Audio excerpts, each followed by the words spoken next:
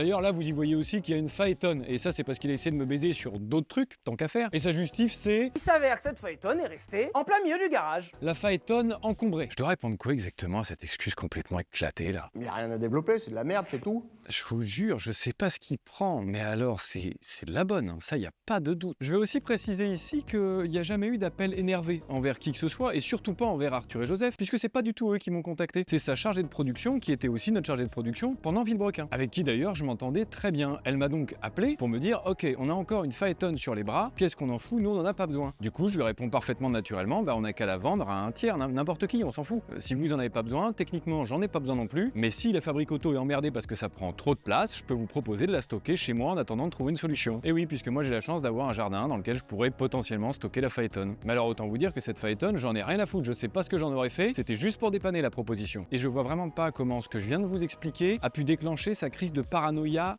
folle qui l'a amené à faire les conneries qu'il a faites. Ah bah non, il n'y a pas de lien, c'est juste qu'il a encore essayé de trouver une excuse en fait. Et encore une fois, il prend le début d'une vérité, il y a une Phaeton encombrante chez la fabrique, c'est vrai, pour y broder toute la suite de son histoire et s'inventer son excuse. C'est marrant, comme quand il essaie de me faire passer pour un enculé, il supprime la partie de l'histoire qui l'intéresse. Oui non, parce que je vais pas commencer à dire que t'oublies des trucs, non, là c'est volontaire de ta part. Parce que pendant toutes ces années avec Villebrequin, tout le matériel, les costumes, toutes les choses encombrantes, allant parfois jusqu'à la roue du forçage de 2 mètres, bah je les ai stockés dans ma cave, chez moi, justement pour éviter que lui, il ait des trucs chez lui. Donc c'est sympa d'essayer de me faire passer pour ce que je suis pas, mais non merci. Je vous jure, je suis à 2 doigts de claquer un... Ça fait beaucoup là, non? Et bah voilà, je l'ai fait, ça y est.